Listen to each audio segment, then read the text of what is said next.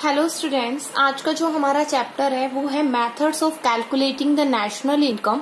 Methods of calculating the national income में हम ये सीखेंगे कि नेशनल इनकम को निकालने के क्या क्या फॉर्मूले हैं, किन मेथड्स का यूज करके हम नेशनल इनकम को निकाल सकते हैं। इस चैप्टर में से मेनली आपके दो क्वेश्चंस आ सकते हैं। 6 नंबर का जो न्यूमेरिकल है वो हमेशा आता ही है, वो आपका वैल्यू एडिड मेथड से भी पूछ सकते हैं, इनकम मेथड से भी पूछ सकते हैं, एक्सपेंडिचर मेथड से भी पूछ सकते हैं। हम 1 बाय 1 उन मेथड्स को करेंगे। दूसरा, एक 4 नंबर का क्वेश्चन आ सकता है डबल काउंटिंग की प्रॉब्लम से रिलेटेड। तो ये दो क्वेश्चन यहाँ से आ सकते हैं। It's a very important chapter. आपको इसके बेसिक की भी नॉलेज होनी चाहिए और आपको ये चैप्टर बहुत अच्छे से करना है। तो सबसे पहले हमें मेथड्स को पढ़ने से पहले हमें ये पता होना चाहिए कि नेशनल इनकम होता क्या है। जैसा कि हमने 3rd चैप्टर में पढ़ा था कि नेशनल इनकम क्या है। It is the sum total of factor income earned by the normal resident of a country during the period of an accounting year. National income क्या है? राष्ट्रीय आय का मतलब ये है कि फैक्टर इनकम जो हमारे देश के नॉर्मल रेजिडेंट ने कमाई गई हो 1 साल के अंदर, उसको क्या बोला जाता है? नेशनल इनकम बोला जाता है। तो it is the sum total of factor income.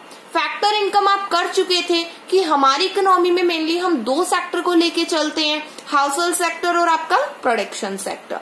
House hold जो सेक्टर होता है वो क्या करता है? प्रोडक्शन सेक्टर को फैक्टर सर्विस देता है, because household sector are the owner of the factor of production, right.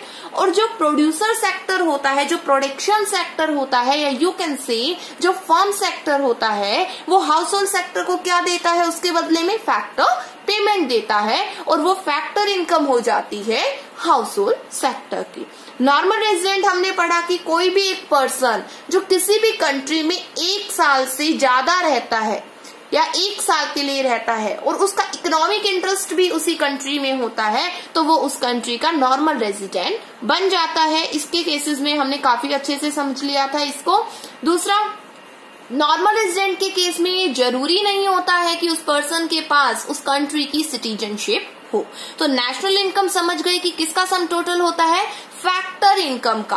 Factor in the case कि जो फैक्टर ऑफ प्रोडक्शन, जो प्रोडक्शन सेक्टर यूज कर रहा है, उसके लिए जो वो पेमेंट कर रहा है, लाइक लैंड पे रेंट देता है, लेबर को वेजेस देता है ना, कैपिटल पे इंटरेस्ट देता है, एंटरप्रेन्योरशिप पे प्रॉफिट। ये 4 क्या है? ये फैक्टर इनकम है। इनका ही टोटल नेशनल इनकम को काउंट करने में इंक्लूड होता है। ये सब भी हम पढ़ेंगे कि mainly factor income is based on the income method, वो भी हम पढ़ेंगे। तो ये तो था बेसिक कि नेशनल इनकम एक्चुअल में होती क्या है। उसके बाद हमें पता होना चाहिए कि जो नेशनल इनकम है, नेशनल इनकम जो होती है, आपको मान लीजिए क्वेश्चन में कह देते हैं कि नेशनल इनकम निकालिए, तो जो नेशनल इनकम है वो आप कैसे निकालेंगे? NNP at a factor cost. आपके माइंड में डायरेक्टली उठना चाहिए कि भाई नेशनल इनकम निकालने के लिए बोला है तो हमें क्या फाइंड आउट करना है? NNP at a factor cost find out करना है। मतलब हमें net national product at factor cost find out करना है। उसके बाद बात आती है कि कुछ बेसिक फॉर्मूले होते हैं। नेशनल इनकम के न्यूमेरिकल्स को निकालने के लिए हमें उन बेसिक फॉर्मूलों के बारे में पता होना चाहिए। अगर आपको वो बेसिक चीजें आ गई तो मैं आपको कह रही हूँ कि आपका नेशनल इनकम का न्यूमेरिकल कभी भी गलत नहीं होगा अगर आपने उन बेसिक चीजों को समझ लिया जो नेशनल इनकम को काउंट करते वक्त इंक्लूड होती है। देखिए, सबसे पहला आता है ग्रोस और नेट का।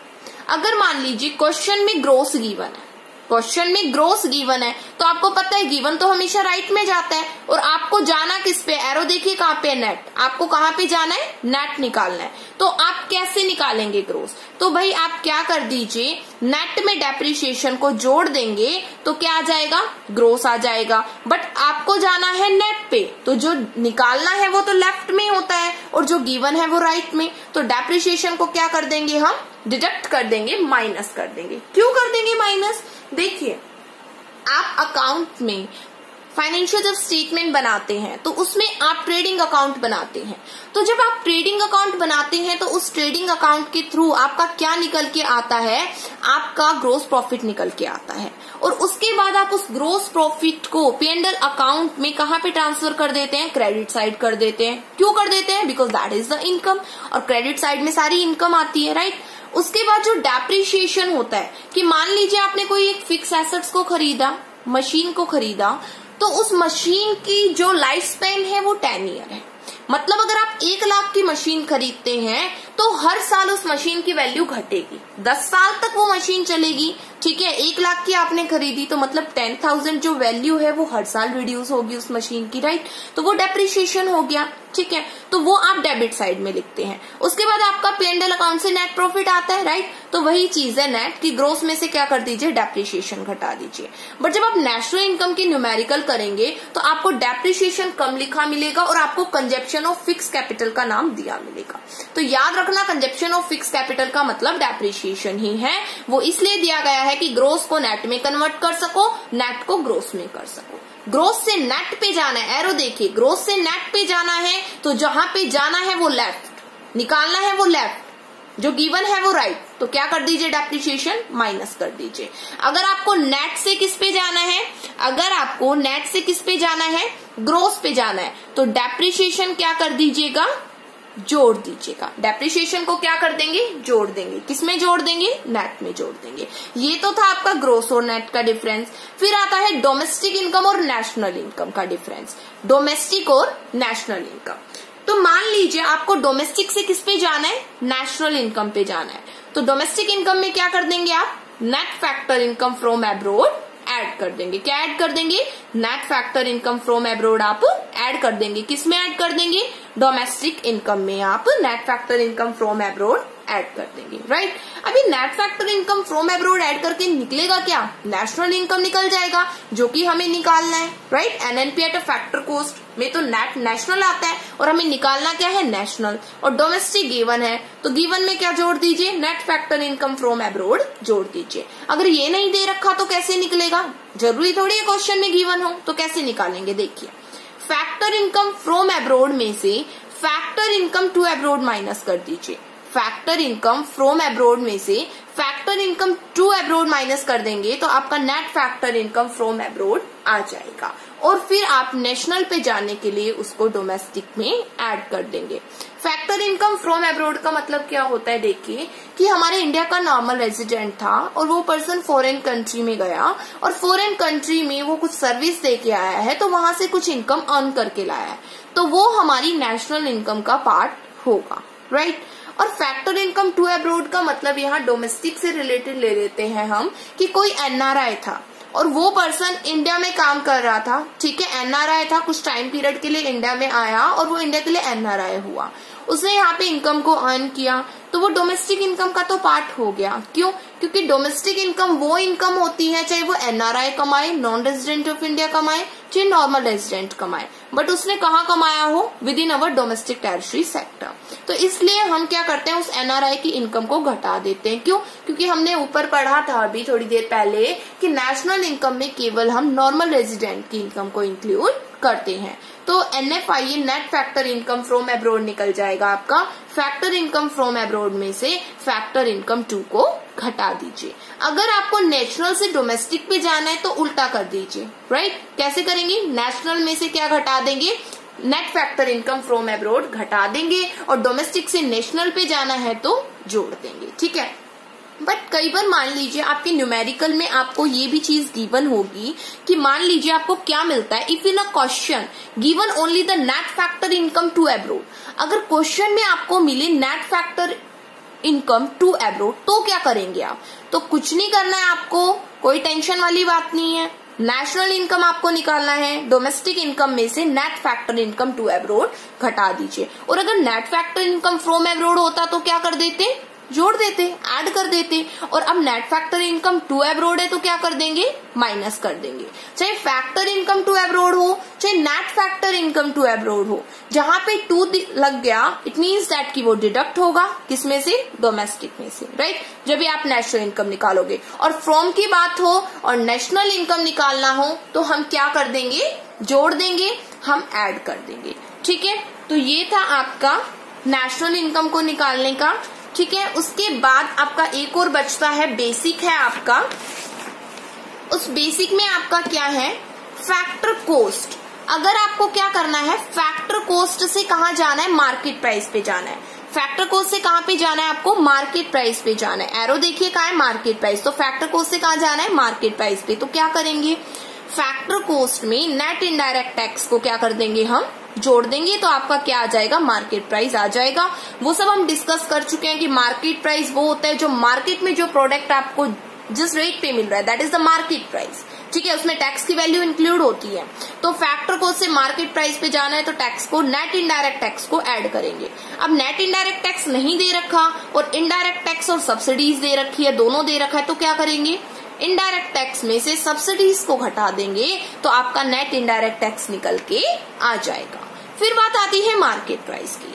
तो मार्केट प्राइस कैसे निकलेगा, अगर मार्केट प्राइस से फैक्टर कॉस्ट पे जाना है, फैक्टर कॉस्ट से मार्केट प्राइस आ गया था, बट अगर मार्केट प्राइस से फैक्टर कॉस्ट पे जाना है, क्योंकि आपको तो पता है कि नेशनल इनकम के लिए हम क्या निकालेंगे, एनएनपी एट फैक्टर कॉस्ट निकालेंगे। तो फैक्टर कॉस्ट तो निकालना पड़ेगा, तो मार्केट प्राइस गिवन है और फैक्टर कॉस्ट निकालना है, तो क्या करेंगे, मार्केट प्राइस में से नेट इनडायरेक्ट टैक्स को घटा देंगे, क्या कर देंगे, माइनस कर देंगे। और अगर फैक्टर कॉस्ट से मार्केट प्राइस पे जाना है तो क्या कर देंगे, प्लस कर देंगे। क्लियर इतनी बात, ठीक है। तो ये था आपका, क्या तो नेट इनडायरेक्ट टैक्स आपको डायरेक्टली क्वेश्चन में मिल जाएगा या फिर आपको ये दोनों चीजें मिल जाएंगी। तो इनडायरेक्ट टैक्स में से सब्सिडीज आप डिडक्ट कर देना और नेट इनडायरेक्ट टैक्स आपका निकल के आ जाएगा। उसके बाद बात आती है, अगर क्वेश्चन में only given the indirect tax और सब्सिडी, क्या तो इनडायरेक्ट टैक्स ही गिवन हो और क्या सब्सिडी गिवन हो, तो उस सिचुएशन में क्या करें। हम सोचते हैं हम क्या करें, क्या घटाए क्या जोड़े, कंफ्यूज हो जाते हैं हम, राइट। तो उस केस में कंफ्यूज होने की कोई रिक्वायरमेंट नहीं है, आपको फैक्टर कॉस्ट निकालना है, मार्केट प्राइस गिवन है, ठीक है, फैक्टर कॉस्ट निकालना है, मार्केट प्राइस गिवन है और आपको उस क्वेश्चन में केवल इनडायरेक्ट टैक्स दे देता है, तो क्या करें, मार्केट प्राइस में से इनडायरेक्ट टैक्स को हटा दीजिए। मार्केट प्राइस में से क्या कर दीजिए, इनडायरेक्ट टैक्स को घटा दीजिए, तो आपका फैक्टर कॉस्ट आ जाएगा। क्योंकि फैक्टर कॉस्ट में टैक्स इंक्लूड नहीं होता है, जीएसटी इंक्लूड नहीं होता है फैक्टर कॉस्ट में, क्योंकि प्रोडक्ट जब मार्केट में आता है जब भी उसमें इनडायरेक्ट टैक्स इंक्लूड होते हैं। अगर आपको सब्सिडी गिवन हो तो क्या करेंगे, इनडायरेक्ट टैक्स गिवन नहीं है, ओनली सब्सिडी गिवन है, तो क्या करें, मार्केट प्राइस में सब्सिडीज को क्या कर दीजिए, जोड़ दीजिए, तो आपका क्या आ जाएगा जी, आपका फैक्टर कॉस्ट आ जाएगा, राइट। और मार्केट प्राइस निकालना और फैक्टर कॉस्ट गिवन हो तो क्या, उल्टा कर दो, फैक्टर कॉस्ट में इनडायरेक्ट टैक्स जोड़ दो और अगर सब्सिडी गिवन हो तो फैक्टर कॉस्ट में सब्सिडीज को घटा दीजिए। तो ये तो था कि भाई अगर एक ही चीज गिवन हो, दोनों चीज गिवन हो तो भी समझा हमने, अगर एक चीज गिवन हो तो भी समझ लिया। ये तो आपको क्लियर हो गया, राइट। अब बात आती है कि नेशनल इनकम निकालना है और हमने कहा कि जो नेशनल इनकम है वो किस पे बेस्ड है, एनएनपी एट फैक्टर कॉस्ट पे बेस्ड है, राइट। तो बेटा एनएनपी एट फैक्टर कॉस्ट पे बेस्ड है, मतलब ये निकालना है, जो निकालना है वो लेफ्ट, जो दे रखा है वो राइट, जो गिवन है वो राइट, राइट। तो अभी हमें NNP at a factor cost हमें निकालना है। तो देखिए एनएनपी एट फैक्टर कॉस्ट निकालना है तो मैंने लेफ्ट में लिखा है और GDP at market price given है तो मैंने उसको राइट में लिखा है। तो देखिए अब मुझे ये निकालना है तो मुझे जो गिवन है उससे कहाँ पे जाना होगा, निकालने वाली चीज पे। तो देखिए यहाँ पे ग्रोस है, यहाँ पे नेट है, ग्रोस से किस पे जाना है, नेट पे जाना है। तो बताइए क्या करेंगे, डेप्रिसिएशन को माइनस कर देंगे। यहाँ पे डी है, डोमेस्टिक है, यहाँ पे नेशनल है, डोमेस्टिक से किस पे जाना है, नेशनल पे जाना है। तो क्या कर देंगे हम, net factor income from abroad को जोड़ देंगे। यहाँ एमपी मार्केट प्राइस है, यहाँ फैक्टर कॉस्ट है, सेम नहीं है, दोनों चीजें अलग अलग है। तो मार्केट प्राइस गिवन वाली को किस पे जाना है, निकालने वाले पे। तो मार्केट प्राइस से फैक्टर कॉस्ट पे जाने के लिए क्या करेंगे, नेट इनडायरेक्ट टैक्स को माइनस कर देंगे। तो ये तो थे कुछ बेसिक चीजें जो आपको पता होनी चाहिए जब आप मेथड्स करते हो नेशनल इनकम को कैलकुलेट करने के लिए। तो ये आपकी बेसिक चीजें थी जो आपको पता होनी चाहिए। उसके बाद बात आती है, हम मेथड्स के बारे में पढ़ेंगे, methods of calculating the national income, right, कि कैसे हम निकालते हैं, उन मेथड्स के बारे में हम बात करेंगे। तो देखिए methods of calculating the national income, 3 methods होते हैं आपके, value added method, income method, expenditure method. Value added method, income and expenditure. सबसे पहले ना क्वेश्चन में अगर मान लीजिए कहीं नेशनल इनकम निकालना है, राइट, तो अगर वैल्यू एडेड मेथड के थ्रू कह दे कि नेशनल इनकम को निकालिए तो क्या क्या करेंगे आप निकालेंगे GDP at market price. Gross domestic product at market price की वैल्यू निकालेंगे पहले, उसके बाद आप नेशनल इनकम पे जाएंगे। जो अभी हमने पीछे पढ़ा कि GDP at market price given था और हमें नेशनल इनकम निकालना था, एनएनपी एट फैक्टर कॉस्ट निकालना था, राइट। तो हम कैसे गए थे अभी मैंने समझाया आपको। इनकम मेथड बोले तो net domestic product eight factor cost निकालना है, हमेशा याद रखना। और एक्सपेंडिचर मेथड बोले तो क्या निकालना है, जीडीपी एट मार्केट प्राइस निकालना है। तो वैल्यू एडेड मेथड और एक्सपेंडिचर मेथड से हमेशा क्या निकल के आएगा, gross domestic product at market price निकल के आएगा। और इनकम मेथड से हमेशा क्या निकल के आएगा, net domestic product eight factor cost निकल के आएगा। तो ये बात हमेशा आपको माइंड में होनी चाहिए। उसके बाद आपका फर्स्ट मेथड अब आ जाता है वैल्यू एडेड मेथड। देखिए वैल्यू एडेड मेथड होता क्या है, देखिए वैल्यू एडेड मेथड जो है इसको हम 3 प्रकार से जानते हैं। वैल्यू एडेड को हम प्रोडक्ट मेथड भी बोलते हैं, हम इंडस्ट्रियल ओरिजिन मेथड भी बोलते हैं, हम नेट आउटपुट मेथड भी बोलते हैं। 3 नाम भी हैं इसके। प्रोडक्ट मेथड के थ्रू बोल दे नेशनल इनकम को निकालो तो वही बात है, वैल्यू एडेड की बात कर रहा है, आपको जीडीपी मार्केट प्राइस निकालना है। इंडस्ट्रियल ओरिजिन मेथड से बोल दे तो भी आपको जीडीपी एट मार्केट प्राइस निकालना है। नेट आउटपुट मेथड से बोल दे तो भी वही बात कर रहा है, जीडीपी एट मार्केट प्राइस आपको निकालना है। तो ये तो थे इसके नाम। उसके बाद बात आती है कि भाई वैल्यू एडेड मेथड होता क्या है, सबसे पहले ये पता होना चाहिए हमें, राइट। तो देखिए value added method measure the national income in terms of value addition by each producing enterprise in the economy during an accounting year. It means that value added method का मतलब यहाँ पे ये है कि जो national income निकाली जाती है value added method के थ्रू, तो सबसे पहले हमें निकालना होता है value addition को। value addition in the sense कि जितनी भी producing enterprise है हमारी इंडिया में, ठीक है, जितनी भी प्रोड्यूसिंग एंटरप्राइज है, लाइक ये प्राइमरी सेक्टर भी प्रोडक्शन करता है, सेकेंडरी सेक्टर भी करता है, टेरिशरी सेक्टर भी करता है। तो तीनों सेक्टर के द्वारा जितना भी प्रोडक्शन किया गया और उन प्रोड्यूसिंग एंटरप्राइज तीनों सेक्टर के द्वारा जो वैल्यू एड की गई उनका टोटल किया जाता है इन अ 1 अकाउंटिंग ईयर, और उसके थ्रू क्या निकाला जाता है, नेशनल इनकम निकाला जाता है। तो देखिए by using this method we will calculate the gross value added at market price. Value added method के थ्रू हम क्या निकालते हैं, gross value added at market price, you can see GDP at market price की value हम निकालते हैं। किसके थ्रू निकालते हैं, वैल्यू एडेड मेथड के थ्रू हम जीडीपी एट मार्केट प्राइस निकालते हैं कि जितने भी प्रोड्यूसिंग एंटरप्राइज है इंडिया में, जब वो प्रोडक्शन कर रही हैं तो प्रोडक्शन के वक्त जब वो प्रोडक्ट प्रोड्यूस कर रही हैं तो उस प्रोडक्ट में क्या क्या वैल्यू ऐड कर रही है। क्योंकि जब एक प्रोडक्ट बनता है तो रॉ मटेरियल से लेके फिनिश गुड तक बनने तक उसमें बहुत सारी वैल्यू ऐड होती है। तो उन वैल्यू एडिड के थ्रू नेशनल इनकम को निकाला जाता है, और नेशनल इनकम को निकालने से पहले gross domestic product at market price निकाली जाती है कि एक्चुअल में ग्रोस में कितनी वैल्यू एड की गई है जो मार्केट में मिल रही है, उस प्रोडक्ट की वैल्यू क्या है, राइट। तो देखिए आपको फॉर्मूले से ज्यादा बेटर समझ में आएगा। वैल्यू एडिड का फॉर्मूला है value of output minus the intermediate consumption, या you can say intermediate cost. Value of output मतलब क्या होता है, मार्केट वैल्यू ऑफ गुड्स, या you can say the sale value. Like आप मार्केट में जाते हैं, कोई प्रोडक्ट खरीदते हैं, तो वो प्रोडक्ट आपको 1000 रुपए का मिल रहा है, 1000 रुपए का मिल रहा है, it means that is the sale value, ठीक है ना। जो चार्ज कौन कर रहा है आपसे, शॉपकीपर चार्ज कर रहा है, रिटेलर आपसे चार्ज कर रहा है ना, तो वो क्या है, आपकी सेल वैल्यू है, वो क्या है, आपकी मार्केट वैल्यू है कि उस प्रोडक्ट की वैल्यू क्या है, 1000। अब उसमें इंटरमीडिएट कॉस्ट इंक्लूड होगी, इंटरमीडिएट कॉस्ट इंक्लूड होगी उसमें। इंटरमीडिएट कॉस्ट का मतलब कि नॉन फैक्टर इनपुट कॉस्ट। कौन सी कॉस्ट, नॉन फैक्टर इनपुट।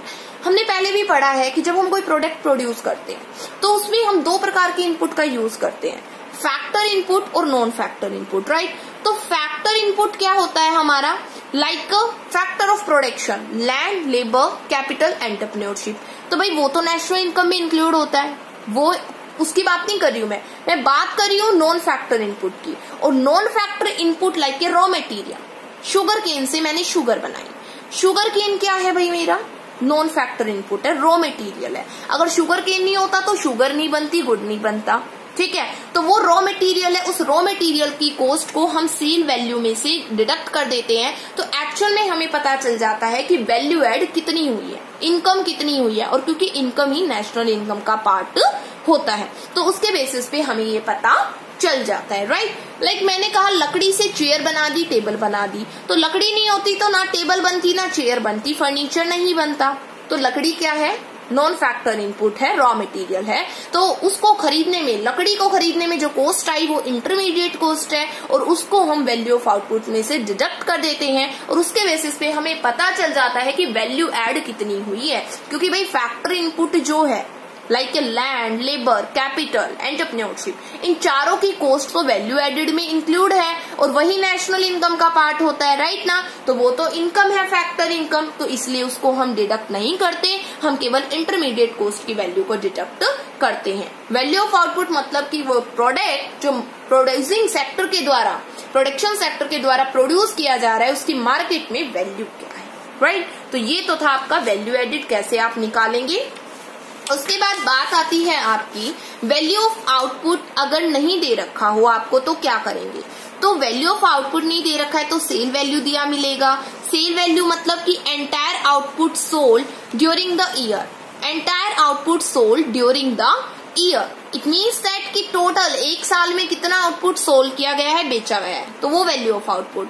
और अगर सेल्स चेंज इन स्टॉक दे रखा हो तो, या फिर क्लोजिंग स्टॉक, ओपनिंग स्टॉक दे रखा हो तो, लाइक आपको पता है कि मान लीजिए अब 2020 चल रहा है ना, तो 2019 का जो माल था हमने प्रोडक्शन किया था मान लीजिए 2000 यूनिट का, और उस 2000 यूनिट में से क्या हुआ कि केवल 1800 यूनिट ही बिकी उस टाइम पे 2019 में। तो जो 200 यूनिट है वो 2020 के लिए क्या हो जाएंगी, ओपनिंग स्टॉक हो जाएंगी, और 2020 में भी कुछ बच जाएगा, है ना।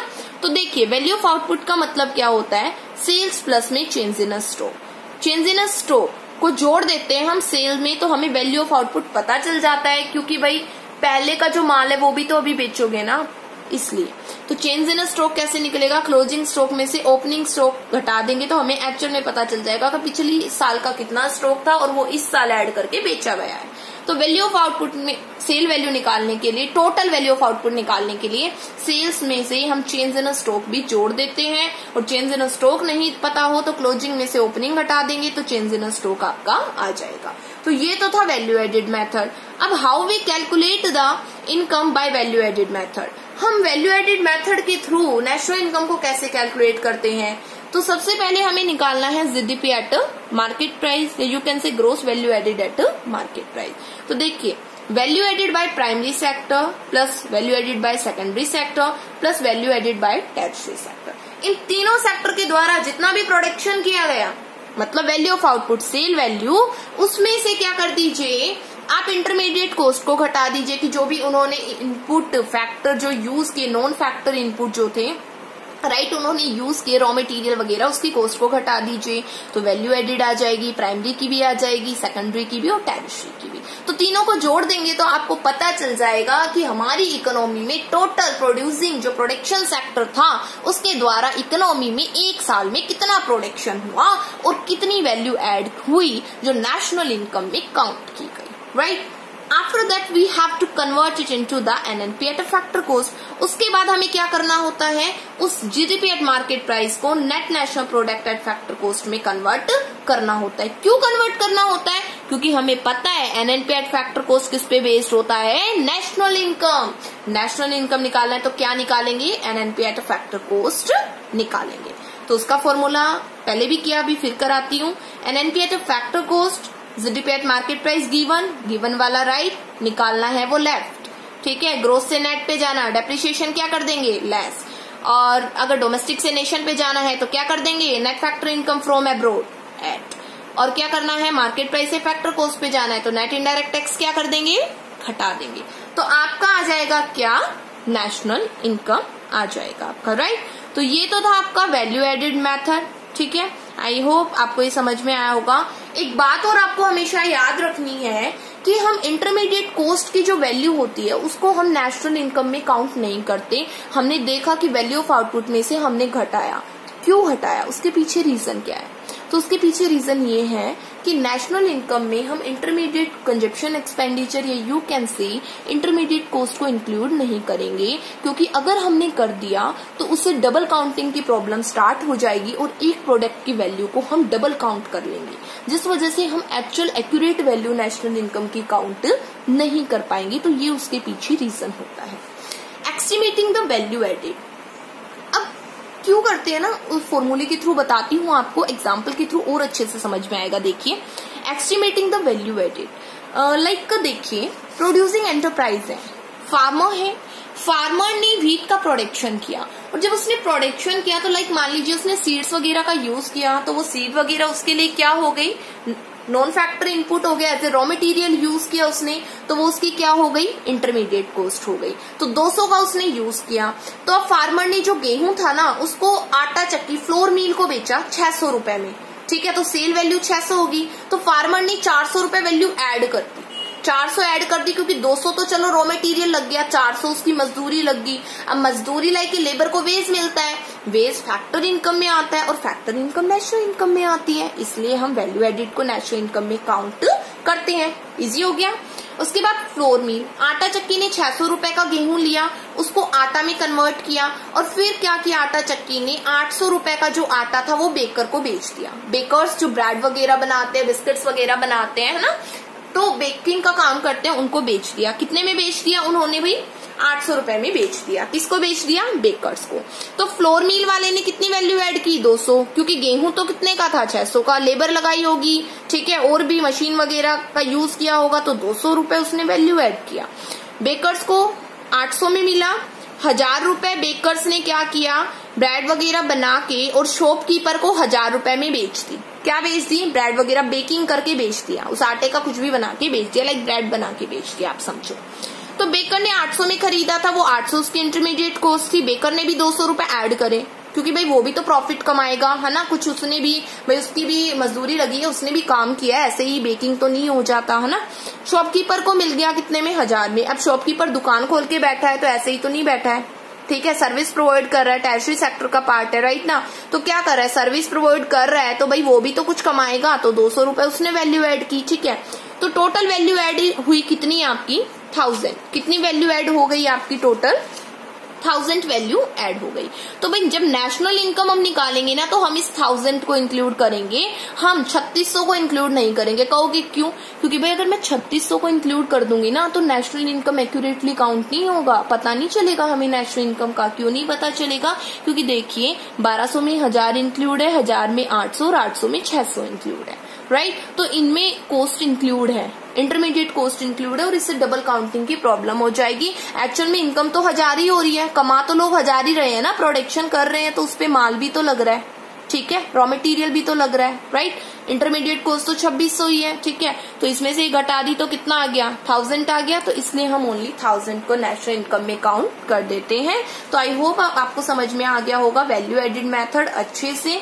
उसके बाद बात आती है प्रिकॉशंस की, कि जब वैल्यू एडिड मेथड हम यूज करते हैं तो क्या चीजें हमें इंक्लूड करनी चाहिए, क्या इंक्लूड नहीं करनी चाहिए।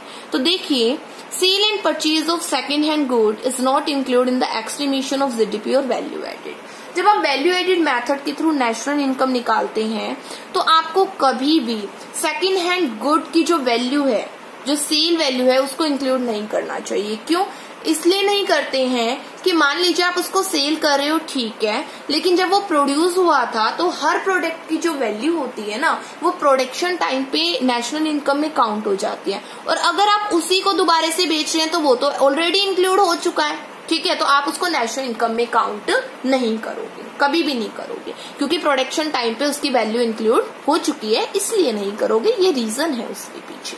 उसके बाद बात आती है commission earn on the sale of the second hand good. मान लीजिए आपने कमीशन कमाया, तो भाई इनकम होगी, 1 लाख की कोई चीज खरीदी थी, आज उसका मार्केट प्राइस बहुत हाई हो गया ना, कई ऐसी चीजें होती है जिनकी वैल्यू बढ़ जाती है ना, तो 1 लाख की खरीदी थी और 1,20,000 में बेच दिया, तो भाई 20,000 रुपए आपने उस पर कमा लिया, तो वो तो इनकम हो गई, और income is a part of the national income, तो वो 20,000 रुपए जो होंगे वो as an commission national income में इंक्लूड होंगे। 1 लाख नहीं होंगे, क्योंकि वो तो सेल वैल्यू थी जो पहले प्रोडक्शन टाइम पे इंक्लूड होगी, आपने खरीदा था उसको जब, बट आपने 1,20,000 में बेचा है, तो बेटा 20,000 as an commission national income में इंक्लूड हो जाएगा। On account production of the goods of the producing unit is taken, मतलब क्या, कि कोई प्रोड्यूसर है, वो प्रोडक्शन कर रहा है, और प्रोडक्शन कर रहा है जिस चीज का, उसको वो सेल्फ यूज कर रहा है, तो क्या उसकी वैल्यू ऐड होगी नेशनल इनकम में, ऑफ कोर्स वो होगी। क्यों? क्योंकि हर प्रोडक्ट की एक वैल्यू होती है और उसने उसको बनाया इसलिए ताकि वो सेल कर सके। ठीक है, जब कोई प्रोडक्ट प्रोड्यूस हो जाता है ना किसी भी प्रोड्यूसिंग एंटरप्राइज के द्वारा, तो उसकी कोई ना कोई जो वैल्यू होती है वो नेशनल इनकम में इंक्लूड होती है। लाइक कार प्रोडक्शन था, कोई प्रोड्यूसर था, उसने जो गाड़ी है उसका यूज कर रहा है अपने खुद के एम्प्लॉय को लाने ले जाने में, कैब के वे में। ठीक है, तो वो क्या होगा, नेशनल इनकम में इंक्लूड होगा क्योंकि कार की एक वैल्यू है। Production for self consumption is taken into account.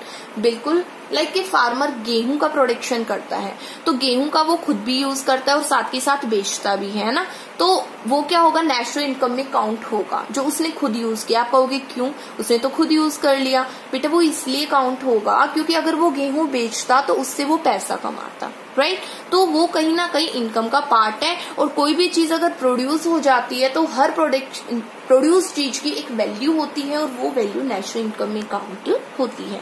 Value of the intermediate good is not include, पहले ही पढ़ चुके। इंटरमीडिएट गुड्स की वैल्यू को हम इंक्लूड नहीं करेंगे क्योंकि इससे डबल काउंटिंग की प्रॉब्लम हो जाती है, इसलिए नहीं करेंगे। Imputed rent on the owner occupied house is to be taken into a account। ठीक है, तो इम्प्यूटेड रेंट का मतलब यहाँ पे ये है कि हर घर की एक वैल्यू होती है। मान लीजिए मेरे फ्लैट है 5-4 और उनमें से एक फ्लैट में मैं खुद रहती हूँ और 4 फ्लैट मैंने रेंट पे दे रखे हैं। ठीक है, तो बेटा रेंट पे दे रखे हैं, उनसे तो रेंट आ रहा है, बट जो मैंने क्या कर रखा है, खुद रह रही हूँ मैं, उसकी भी एक रेंटल वैल्यू है, देती तो पैसा कमाती ना मैं, रेंट आता मेरे पास। ठीक है, तो हर घर की एक रेंटल वैल्यू होती है तो वो नेशनल इनकम में काउंट होता है। सर्विस फॉर सेल्फ कंजप्शन, अगर मान लीजिए कोई सर्विस है और वो आप खुद को ही प्रोवाइड कर रहे हो तो वो नेशनल इनकम में काउंट नहीं होगा, वो वैल्यू एडेड में काउंट नहीं होगा। ठीक है, सर्विस ऑफ हाउसवाइफ, जैसे आपकी मदर है, घर पे काम करती है, मान लीजिए हाउसवाइफ है किसी की मदर ना, होम मेकर है, तो वो घर का काम करती है, तो क्या उसके बदले में उनको कुछ मनी मिलती है? नहीं मिलती। लेकिन अगर आप किसी और को लगा लेते हो, मान लीजिए एज ए मेड लगा लेते हो, तो उनको आप रुपए देते हो, है ना, मेड को, तो मेड की तो इनकम है, वो तो मिक्स इनकम का पार्ट हो जाता है ना। लेकिन इसमें क्या है, हर जो आपकी मदर काम कर रही है घर में, उस सर्विस का कोई इनकम नहीं गेट करती, आप उनको कुछ दे नहीं रहे हो, तो वो नेशनल इनकम का पार्ट नहीं होता। तो ये आपकी प्रिकॉशंस थी regarding the value added method. I hope आपको क्लियर हो गया होगा। अगर कोई डाउट है तो भाई आप पूछ सकते हो। ठीक है, और इसको आप अच्छे से करिए, अच्छे से समझिए, इसको लर्न करिए। लर्न करने के बाद इसको आप रफ नोटबुक में लिख के देखिए। ठीक है, और इसके न्यूमेरिकल करने की कोशिश कीजिए। तो वैल्यू एडिड मेथड बहुत इंपॉर्टेंट था आपका, इसको अच्छे से पढ़िए। कोई डाउट हो तो आप उसको क्लियर कर सकते हो। Thank you.